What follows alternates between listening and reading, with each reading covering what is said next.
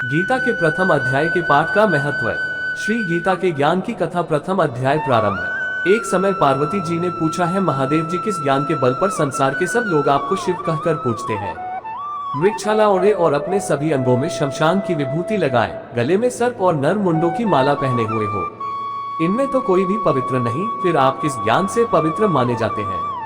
तब महादेव ने उत्तर दिया कि हे प्रिय, सुनो, मैं गीता ज्ञान को अपने हृदय में धारण करने से पवित्र माना जाता हूँ। इस ज्ञान से मुझे बाहर के कर्म नहीं व्यापते। तब पार्वती जी ने कहा कि हे भगवान, जिस गीता ज्ञान की आप ऐसी स्तुति करते हैं, उसके श्रवण करने से कोई कृतार्थ भी हुआ है? महादेव ने उत्तर देते हुए कहा कि इस ज्ञान को सुनकर बहुत से जीव कृतार्थ हुए हैं और आगे भी होंगे। मैं तुम्हें एक पुरातन कथा कहता हूँ, तुम सुनो। एक समय पाताल लोक में शेषनाग की शैया पर श्री नारायण जी नैन मूंद कर आनंद में मग्न थे। उस वक्त भगवान के चरण दबाते हुए लक्ष्मी जी ने पूछा, हे प्रभु, निद्रा और आलस्य तो उन पुरुषों को व्यापता है जो जीव तामसी होते हैं, फिर आप तो तीनों गुणों से अतीत हो। आप तो वासुदेव हो, आप जो नेत्र मूंद रहे हो, इससे मुझके बड़ा आश्चर्य है। नारायण जी ने उत्तर देते हुए कहा, हे लक्ष्मी, मुझको निद्रा आलस्य नहीं व्यापता। एक शब्द रूप जो भगवत गीता है, उसमें जो ज्ञान है उसके आकार रूप है। ये गीता शब्द रूप अवतार है। इस गीता में यह अन्य 5 अध्याय मेरे मुख है, 10 अध्याय मेरी भुजा है, 16वां अध्याय मेरा हृदय और मन और मेरा उदर है, 17वां अध्याय मेरी जंघा है, 18वां अध्याय मेरे चरण है। गीता श्लोक ही मेरी नाड़ियां हैं और जो गीता के अक्षर है वो मेरा रोम है। ऐसा मेरा शब्द रूपी जो गीता ज्ञान है, उसी के अर्थ में हृदय में विचार करता हूँ और बहुत आनंद प्राप्त होते हूँ। लक्ष्मी जी बोली, हे श्री नारायण जी, जब श्री गीता जी का इतना ज्ञान है तो उसको सुनकर कोई जीव कृतार्थ भी हुआ है?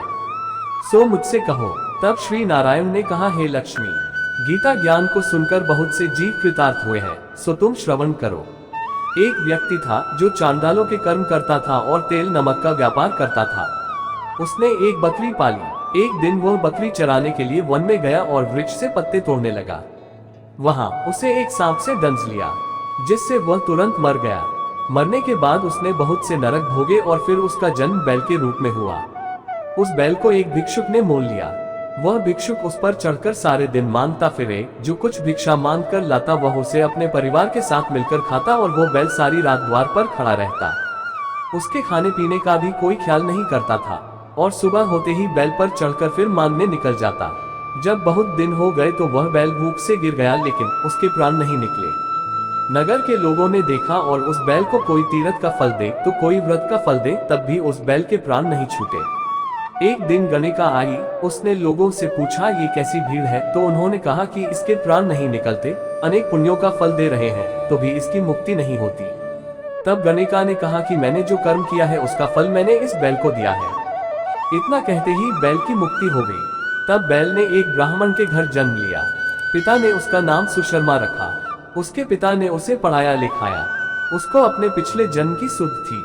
उसने एक दिन मन में विचार किया, जिस गणिका ने मुझे बैल की योनि से छुड़ाया था उसका दर्शन करूं। विप्र चलते चलते गणिका के घर गया और कहा, आप मुझे पहचानती हैं? गणिका ने कहा, मैं नहीं जानती, तुम कौन हो?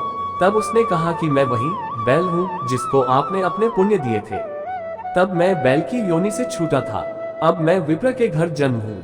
आप अपना पुण्य बताएं। गणिका ने कहा कि मैंने अपने जाने पुण्य नहीं किया, परंतु मेरे घर एक तोता है, वह रोज सवेरे कुछ पढ़ता है। मैं उसका वाक्य सुनती हूँ, उस पुण्य का फल मैंने तुम्हें दे दिया। तब विप्र ने तोते से पूछा कि तू सवेरे क्या पढ़ता है? तोते ने कहा, मैं पिछले जन्म में विप्र का पुत्र था। मेरे पिता ने मुझे गीता के पहले अध्याय का पाठ सुनाया करते थे। एक दिन मैंने गुरु से कहा कि मुझको आपने क्या पढ़ाया है? तब गुरुजी ने मुझे शाप दिया कि तू तोता बन जा। इसके बाद से मैं तोता बन गया। एक दिन बहेलिया मुझे पकड़ ले आया और एक विप्र ने मुझे मोल ले लिया। वह विप्र भी अपने पुत्र को गीता का पाठ सिखाता था। तब मैंने भी ये पाठ सीख लिया। उसी दिन विप्र के घर में चोर घुस गए। उन्हें धन तो प्राप्त नहीं हुआ, लेकिन वह मेरा पिंजरा उठा ले आए। उनकी यह गणिका मित्र थी, वह मुझे उसके पास ले आए। सो मैं नित्य प्रातः गीता जी के पहले अध्याय का पाठ करत हूँ, जिसे ये गणिका सुनती है। पर इस गणिका को समझ में नहीं आती। जो मैं पढ़ता हूँ वही इस गणिका ने तेरे निमित्त दिया था। वह श्री गीता जी के पहले अध्याय का फल था। तब विप्र ने कहा कि हे तोते, तू भी विप्र है, मेरे आशीर्वाद से तेरा कल्याण हो। सो हे लक्ष्मी, विप्र के इतना कहते ही वह तोता भी मुक्ति को प्राप्त हो गया।